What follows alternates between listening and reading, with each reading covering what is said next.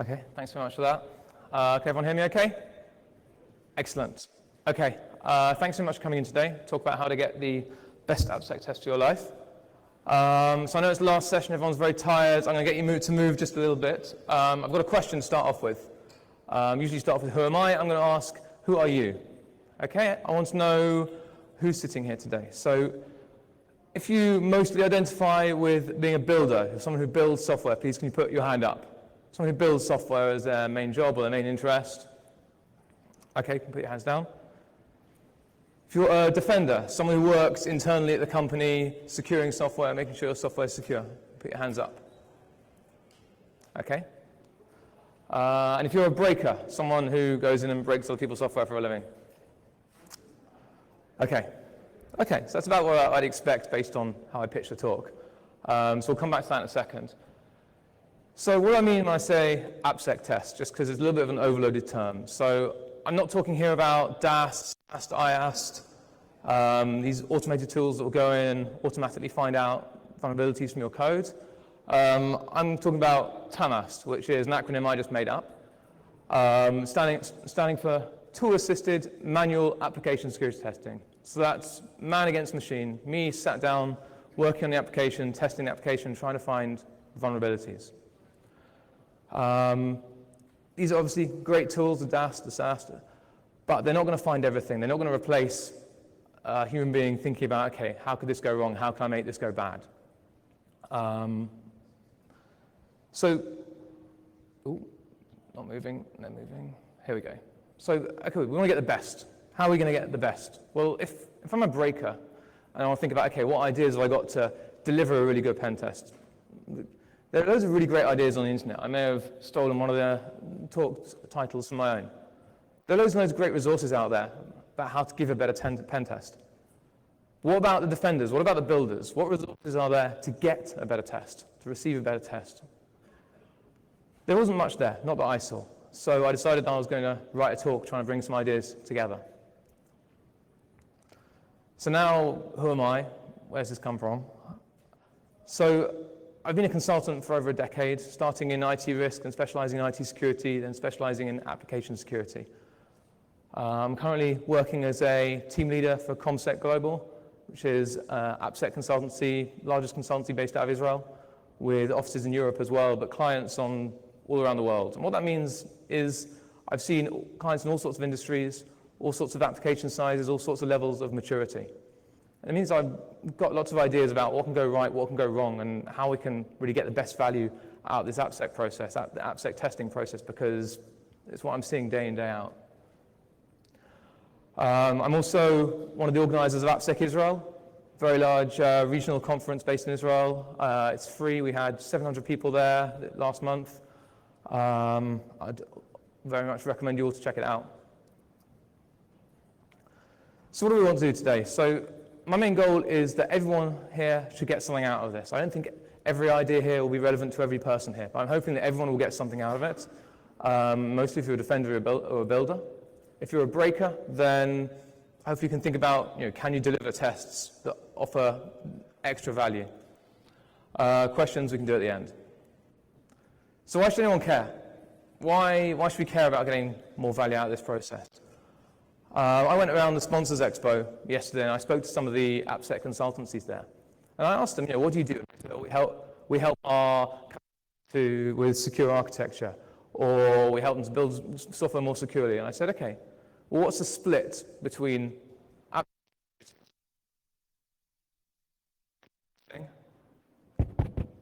and the architecture side? And they sort of ummed and ahed and said, yeah, it's mostly the penetration testing stuff. It's mostly the hands-on testing. Ultimately, everyone's already doing it. And if we're already doing it, let's try and make sure we get it right. Let's try and do it as well as we can. How are we going to do it as well as we can? Ultimately, we're going to get out what we put into it in the first place. If we put good quality meat in, we'll get good quality sausage. And also, everyone's application is different. Everyone's company is different. Everyone's environment is different. And if we're going to get a cookie-cutter test where we're not thinking about it beforehand, then we're not getting the right level of value from the test. So, where can we do this? So I've split the ideas into several stages. We've got the scoping stage, where we think about, okay, what do we want to test? What needs to be included? We've got the preparation stage, where we're saying, okay, we know what we want to test, how, practically speaking, are we going to do it? And we've got the reporting stage, talking about, okay, what are we going to get out of this at the end? What's the feedback going to be? What's the output going to be? So, 3 opportunities, 5 ideas for each. Let's dive in. So, I very strongly believe that if you want to get the most value out, you need to take a transparent box approach. You can take an opaque box approach, where the tester doesn't have a clue what's going on inside, or you can take a transparent box approach, where the tester sees exactly what's going on. I had one of my colleagues come to me and he said, we need to test this client-server application, and it's communicating with a server, it's installed on a PC, and it's encrypting its requests. But I don't think it's encrypting them right. I think it's storing a hard-coded key. So he said, okay, I'm going to disassemble the application, I'm going to follow all the calls through, I'm going to debug it until I find this encryption key. So I said to him, why don't you just ask the client? Ask them where the encryption key is.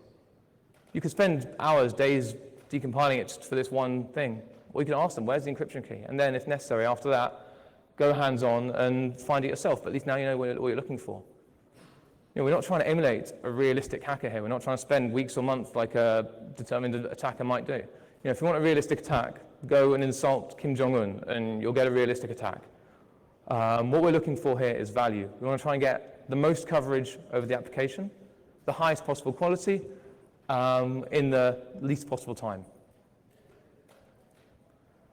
So, how are you going to find a tester? How are you going to choose a tester? So I go through lots of scoping processes, lots of competitive bid processes, and the number one thing that I don't get asked is, can we see an example report? Ask them for an example report. Ask them for a sample. You want to see what you're getting at the end of this. They can have very experienced testers, but if they can't present you with something that's useful at the end, then you haven't really bought anything. Something that's a useful thing you can do is prepare a spec up front. Say, okay, this is the application, this is the size of the application, this is what we're mostly concerned about. Otherwise, you're going to have long scoping calls with security testing companies where you answer the same questions over and over again. You also might end up getting different proposals from different companies who've understood you differently. If during that process you find someone you particularly like, you find a tester you feel like is really quite switched on, don't say we want this guy to do it. Don't go to the consulting company and say we want you, and then they send a completely different team. Be pushed back about it. So this is sort of a slightly weird point, but I think it does hold some value. If you work inside a company and you go to your boss and you say, look, we've got this security issue, it's quite concerning to me, we need to address it. Hopefully your boss is going to say, yeah, sure, we'll get on that, go and sort that out. But it's possible your boss will say, oh, we haven't got budget, or we haven't got time, or that's not a priority, or who are you and how did you get into my office? And ultimately, it depends on the organization. But if you come to your boss with a report that's nice and shiny, it's come from an external consultant, and it's come from an expert because it's come from outside, depending on the company culture, they might be a lot more likely to listen to that, which isn't a great situation, but you can work it to your advantage. If you're discussing with the tester up front and you're doing the scoping process with the tester, you can explain to them, okay, these are the concerns we have internally, these are the main areas we want to look at internally, and make sure that in the end report, they're going to appear there. Ultimately, it means that it's a benefit for the tester because they're providing something that's more focused, more suited to the company. And it's benefit for you because you're getting your internal concerns addressed, albeit in a slightly roundabout way. And maybe even you look good because something you said 2 months ago has now come up on the consultant's report. So if you ask, should we get the same person to do this each time, or should we get someone else to do the test each time? Each time we're going to do a testing cycle. So I say it depends. I think there's a lot of value in the first few times you get the same tester to test the application. After the first time, they're going to understand it better, they're going to know what to expect, they're not going to have to learn the application from scratch every time. But after several cycles, hopefully you're seeing that the number of vulnerabilities decreases, that the severity of vulnerabilities decreases, and you want to start, see if someone with a fresh pair of eyes is going to start finding other stuff or have different ideas. The person who's been doing it previously might themselves get preconceived ideas and think, okay, well, I've looked there before and it was fine last year, so I'm not going to look this year either. So I think there's definitely value. First few times, get the same person. After that, bring someone fresh in. So this is sort of a bare bones look at what you could do for a security testing project. I think that this is not enough. I'd like to see something a little bit more like this, something that's a little bit more comprehensive, something that puts a little bit more thought into it and missing less opportunities. So we start off with scoping, just understanding what the test needs to be. We then go into the overview stage. So this isn't just the company throwing some credentials at the tester, throwing a link at the tester, but rather get the tester to sit down with the devs, sit down with the architects, and really understand the application. What's going on behind the scenes? How do these modules fit together? What's going on inside each module? An experienced tester will already have feedback, will already have ideas of findings and suggestions for improvements just from that stage. And plus it means once we get onto the testing stage, the tester has a much better idea how the application works, and they can test in a much more focused way. They can test in a much more informed way. They know what they're looking at. They know if they press this button, what's going to happen behind the scenes. Also, give the tester access to the source code. If I'm a security tester and I think there's a SQL injection vulnerability in this code, I can keep throwing payloads for hour after hour, tailoring the payload, seeing does that go through, does this one go through? Or I can look at the code, I can see, okay, what payload's going to work, I can craft the payload and demonstrate that it's vulnerable. And that's taking me a lot less time, I can spend time looking at something else. Again, in keeping with the transparent approach.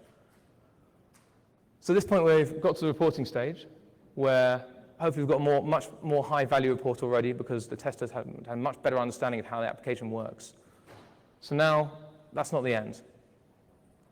It's vital that both sides sit down, make sure the findings are fully understood, make sure the report is fully understood, and also get the testers involved in helping the developers to find solutions. The testers seeing this day in, day out, they understand this vulnerability well, they should understand how to fix it as well. And they can definitely add some value to the developer. I strongly suggest doing a retest afterwards just to make sure that you've covered off everything that has been fixed correctly. And at that point, you can start thinking, okay, what's the next? What do I want to do next time I have to come and test this application? Do I want to do the same thing again? Do I want to focus on a specific area? I think it builds a much more continuity, a much more ongoing process. You're not starting from scratch each time. Another idea, which isn't mine, but I like it enough that I wanted to bring it in anyway, from a guy called Haroon Mir. It's called the zero-day card. So let's say I'm an application security tester, and I find remote code execution in your application, and now I'm sat on your web server. Now let's say that I don't find that, but let's pretend for a second that I do. Let's play the zero-day card and say, okay, I found a 0 day in your server. Let's say that the framework that you use, there is a 0 day which allows remote code execution on the server, something like the Apache Struts vulnerability with Equifax. So now I'm sat on the server, what can I get to? We had a client where we did something similar because this is a goal-based test. They'd asked us, can we get this particular piece of information on their network? So we said, okay, we'll test your network, we'll test your applications. They said, oh, there's no point testing the applications. They're in a DMZ. You can't get insight from there. So we got code execution on the web server, and we found out that the DMZ was set to pretty much any allow, and we had access to their entire network.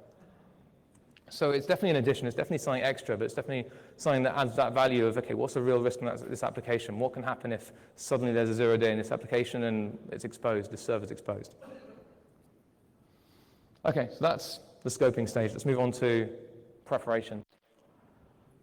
So, I'm not going to dwell on this, but if you can catch low-hanging fruit before the tester even comes in, and then the tester doesn't have to spend time finding it and writing it up, then that's obviously more time the tester's spending on something else.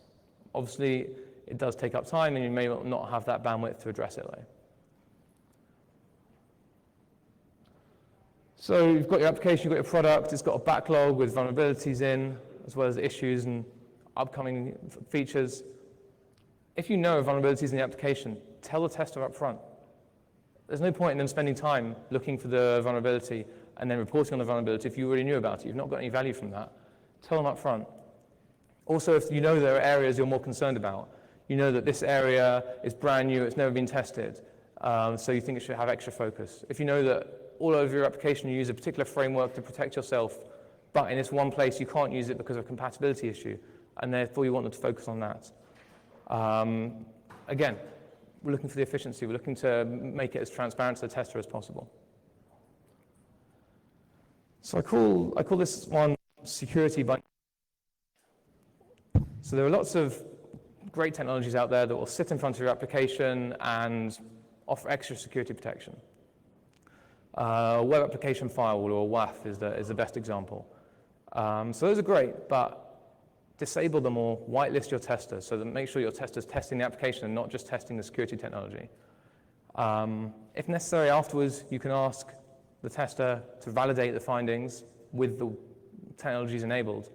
But you can end up going down a bit of a rabbit hole with that. We had a client where we did just that. We tested without the WAF, and then we let them put the WAF back up again, and we looked at the findings again. So we had an XSS finding. So they enabled the WAF. We send the XSS payload, goes straight through the WAF, hits the application, success. So we told the company went to their WAF vendor, the WAF vendor had a look, and they said, oh yeah, it turns out if you put a payload inside an array, inside an object, inside another array, etc., then our WAF won't find it. But look, here, we've found this bug, we've now pushed a fix, and you should try again. So we agreed to try again. So I send the same payload again, the WAF blocks it. I massively increased the size of the request, but left the payload the same. Send a massive request to the WAF. The WAF went straight through the WAF, hits the application. We went back to the company, said, look, it got through the WAF again. They went back to the WAF vendor. The WAF vendor looked at it and said, oh yeah, you've got the WAF configured not to look at large requests. So they changed the configuration. I sent the large payload again. The WAF crashed. The WAF's gone. I try and access the application. The application's gone. I can't get it anymore. I ask a colleague at a different office with a different IP address, can you access the application? They can't access it either. So I go back to the company. The company go back to the WAF vendor. What does the WAF vendor say? Well, it blocked the attack. Again, you can get into a bit of a rabbit hole with this sort of thing. But if you want to get more advanced and you're more confident in your application, you can see, okay, what happens if I've got all the technologies enabled? Could anything happen with those technologies enabled? Is anything happening that's caused by those technologies that wouldn't happen if they weren't in place? We're seeing that rarely, but it can happen. But you've got to be pretty confident in your application before you start going down that route. In terms of testing setup, if someone tells you, oh, this test will be 100% safe, don't need to worry about it, they're either bashing the application with a feather, or they're not being honest with you. Ultimately, there's always a risk that something might happen. Ultimately, we're always trying to make the application do something it wasn't supposed to do. We had a client where we sent a payload, very, very innocuous. It got transferred from one place to another, different module in the system. This module completely crashed based on this payload and took that whole module down. Suddenly, every user in every tenant of this application could no longer access this module. Now, we'd specifically asked to use a testing instance, so we hadn't done this to the production environment, otherwise everyone would have had a very bad day. And because of this very reason, we try and suggest, look, use a dedicated environment for the tester, or at least something that's not production, something that's as close as possible to production, but it's not production, to reduce this risk. Also, let's use our laptops. We've got some companies who say, okay, we can't bring in any foreign workstations whatsoever, and we have to bring in tools, we have to start installing them. You lose a lot of the momentum, you lose a lot of the efficiency. The worst case we have is one company where they bring us a fresh machine, we have to sanitize all our tools, we have to install all of our tools, and then they format the workstation at the end of the test, and we have to do it all over again next time. Again, it's loss of efficiency. It's sort of difficult, I don't like to say it because it's a little bit obvious, but you have to be ready. We find that the biggest loss of efficiency comes when suddenly we get to the date and something's not ready, something's not working. Agree a date with both sides. Get in writing from the tester what they need. What do they need? They need URLs, they need users, they need whitelisting, and test it up front so that as soon as the tester gets in on day one, they're starting at a running start, and they don't have to suddenly stop and find the client contact and find out why this doesn't work. Probably one of the more obvious points. Again, a major efficiency killer. Okay, so that's the preparation stage. Let's talk a little bit about reporting.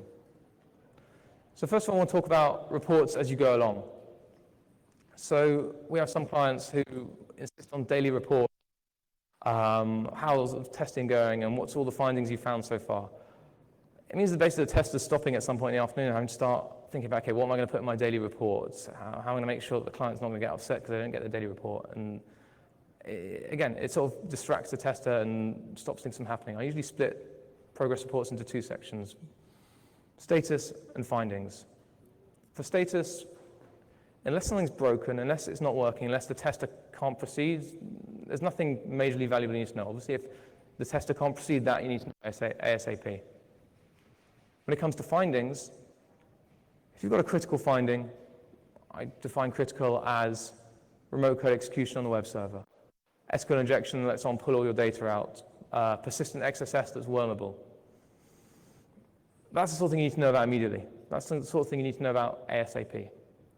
For the others, I strongly recommend holding off on waiting and getting the rest of the findings together. Often we'll find that a couple of findings together will alter the risk rating, alter the level of severity of the finding. And if you start getting them drip-fed through, you might not be getting the full picture. Whereas once they come in on a report, the tester's had time to think about it, time to make sure, yeah, we've definitely set this out right and we've set it in the right context compared to the other findings. Having said that, informal communications are important. Tester, developer, how does this work? What's going on here? I press this button and I get this result. Does that sound sensible? You definitely want to promote that because that's going to help the tester get that better understanding, and that's also going to help the developer understand, okay, well, this is what the tester's looking for. Maybe it'd be useful for him to know this. Ooh, jumping ahead. So you get a nice long report, or hopefully a nice short report from the tester. It's got all the details about what the findings were, but make sure it's got a good summary as well. It shouldn't actually look like that, that's a joke, but make sure that it's got a summary at the beginning. It should say exactly what was tested, how was it tested, what was included, what was found at a very high level. Because you can then go and show that summary to other people, other stakeholders who might be interested, external customers who want to see evidence that you're secure, managers who you need to justify what you need to do to. And because of that, you want to make sure, get the tester to do that job for you. They should be including that in their report anyway. So make sure that you've decided to discuss with them up front and made sure that it's going to be something you can show your customers, something you don't have to then rewrite to show other people. Something that's important there is the business impact. You want to make sure that the business impact is front and center of the executive summary, because that's what customers, that's what managers are going to be interested in. And you want to make sure that we've discussed that up front with the testers as well. Make sure they understand what is the real risk of this application. It could be that you have to test this application, but actually the data inside isn't very sensitive. But if someone compromises the application and gets access to the server, then they could access something else, and that is sensitive. Again, the business impact has to reflect that. So obviously, the findings need to be understandable, need to be actionable, but it should also have full information about, okay, how do you reproduce this issue? Step by step, what does the tester do? How do they find this? How does it manifest itself? Ideally, as an attack scenario. How would a real attacker utilize this? And even better, if you can use that and create a unit test out of that, or put that into your CI system, and then next time this comes up, your tests will catch it. Or if it regresses, your tests will catch it, and hopefully it won't appear on the next report. And obviously, full reproduction information is going to be important for that. Does this issue come up once, or does this issue come up lots of times? They may have given you one example in the report, but actually there are 1,000 different examples across the application. You need to make sure that's clear from the finding, make sure you understand that from the finding. If you don't, you need to push back and ask them about it. Make sure the recommendations are specific to your case. Make sure that they're relevant. Push back and say, look, this doesn't look like it's going to fit us. It doesn't look like it's going to fit our business. You need to put a little more thought into this.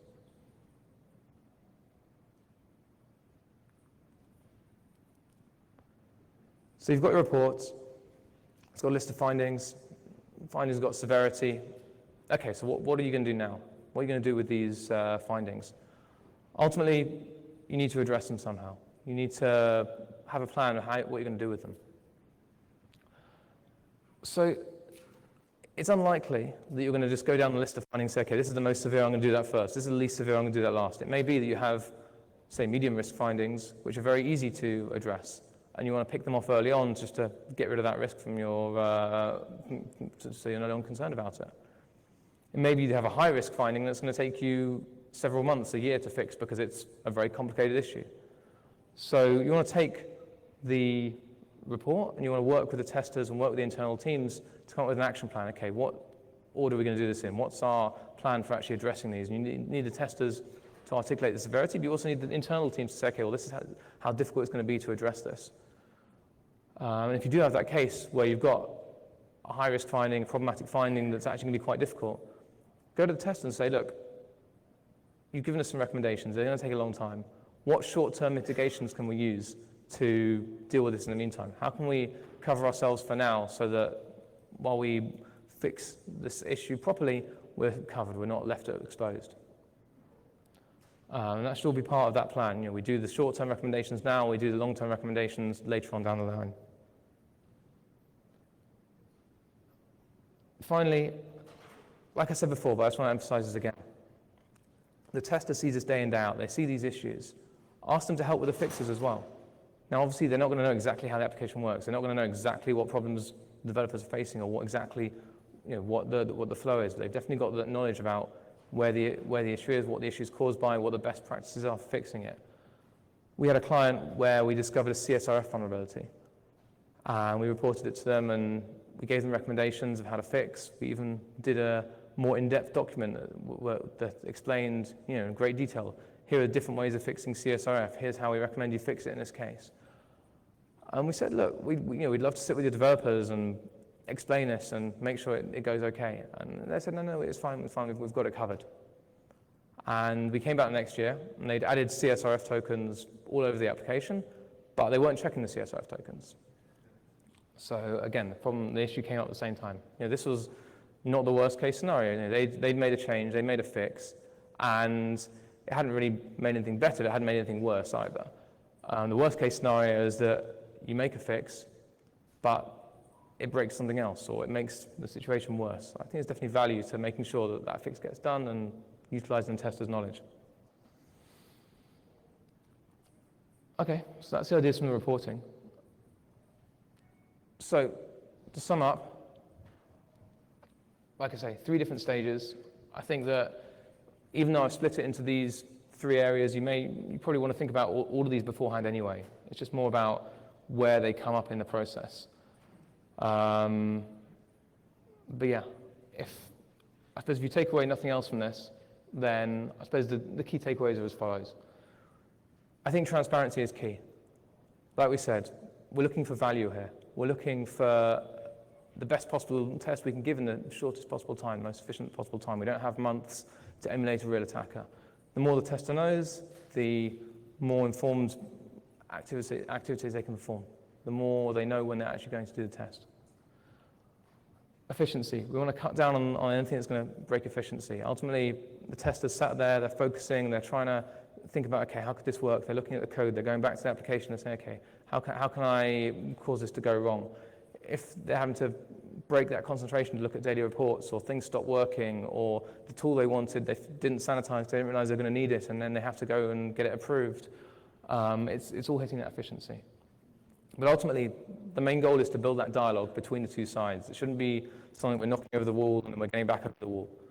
The testers should be in dialogue with the developers, with the architects, so that the testers understand, well, okay, how's this working, what's going on, and the developers and architects understand, okay, what are the testers looking for? What are they interested in? And yeah, I think that will lead to a better testing process, and yeah, hopefully you can find some value for that. Thank you very much.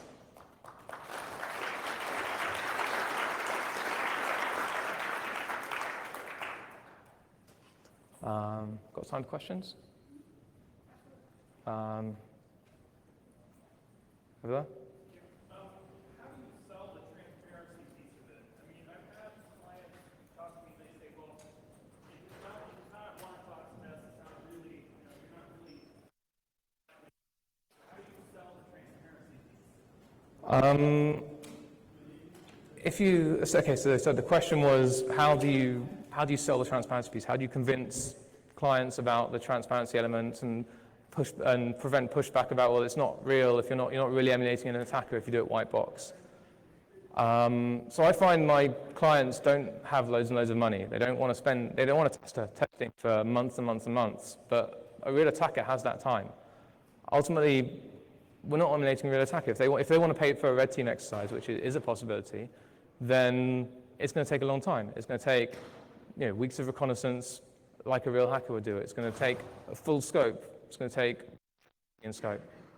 Ultimately, we're just trying to, if we want to emulate a real attack, we can do that, but it's going to take a long time. And it's probably not what the customer are looking for. Generally, the customer are looking to secure their product and get better levels of security in their application.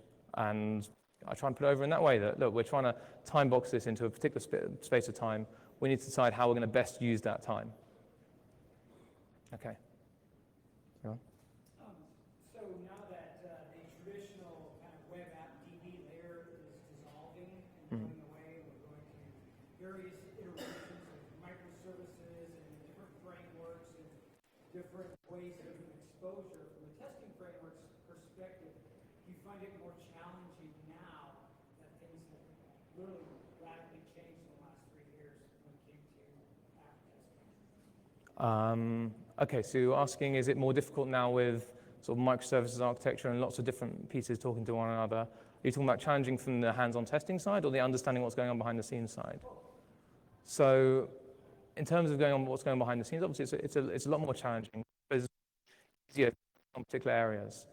You can say, okay, where's this happening? Okay, well, this happens in this particular area. We can go and look at that particular element of code.